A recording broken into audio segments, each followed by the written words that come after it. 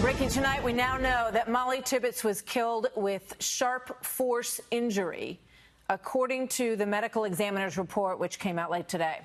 Christian Rivera, an illegal immigrant charged with carrying out that brutal murder, claims that he blacked out and that he has no recollection of the attack. Joining me now exclusively is Rivera's defense attorney, Alan Richards. Mr. Richards, welcome to the story. Thank you for being here tonight to answer some questions. He described what happened in pretty great detail in the police report. He talked about running behind her and then alongside of her. Then she said she was going to call the police. Then he panicked and got mad and says that he blacked out after that. Your response to the fact that it is now known that she died from sharp force injury?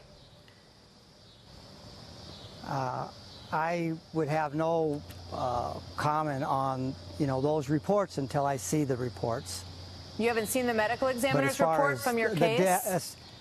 As far as the death, I'm real sorry about the death. I'm not going to make any comment on a report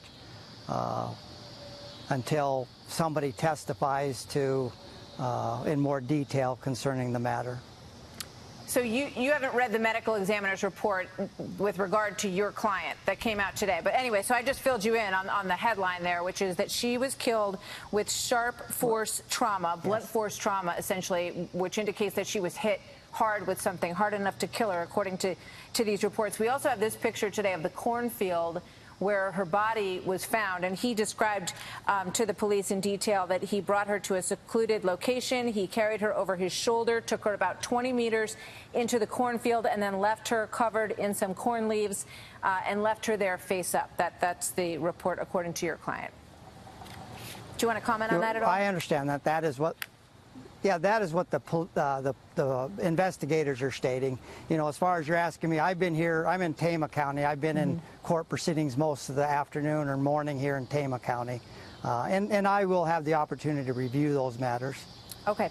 This is a soundbite that you said. I want to play something that you said that's gotten a lot of attention yesterday about your case. Let's play that. And the law includes presumption of innocence and due process before critical mistake of saying the outrageous thing that sad and sorry Trump has been saying. And he said it about this case, which there's no premise in the history of our country where a man in that position, a sad and sorry Trump, should even be commenting on him until we get past this presumption of innocence. So why did you decide to bring the president into it?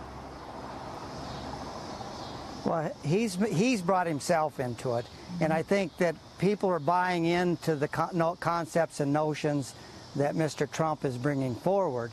And at this stage in the process, it's not proper. I think there's a misconception of what the role of a defense attorney is. My role is to vigorously represent Christian, and my obligation is to the administration of justice in a manner that seeks out the truth in a manner that helps people and societal problems in a rational, peaceful, I understand what you're saying. and efficient manner. I just think, in terms of the question of his immigrant status, ICE and his employer both verified today, because there was some confusion about it, both verified today that they consider him an illegal immigrant from Mexico. And I fail to see how that fact isn't, it's just a fact. I mean, if he was from Colorado and lived there for 20 years, we would know that. But we know that he's an illegal immigrant who arrived from Mexico and has lived in Iowa for 4 to 7 years. So I fail to see how that's irrelevant, or how bringing that in is not part of the facts that surround this case. How is it not?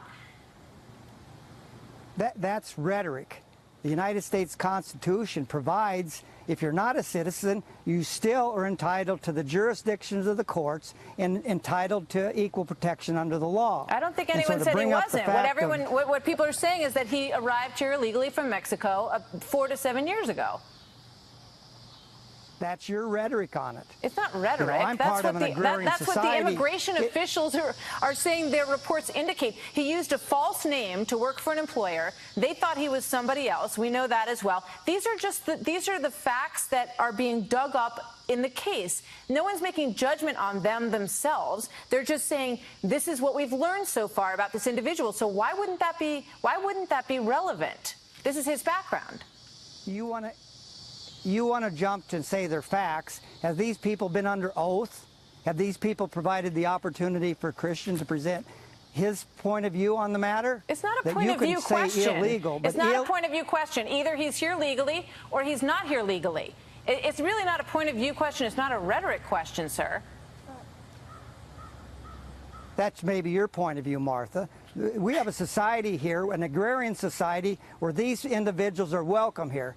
They are accepted by the wealthy individuals that are running these companies, and they're a vital part to the community. They may be, and sir. For anybody to say otherwise, you're talking apples and oranges. They may be accepted by the community. They may be brought in. The company that hired him says that he gave them a fake ID, that they ran that through their system of the Social Security system, is what they said. That they ran it through. He gave them a fake ID. So these are the facts. Whether or not they were welcomed to work there that's fine. But he came here illegally is just part of the equation. So to say that that's bringing politics into it, I think you're putting rhetoric and point of view on it.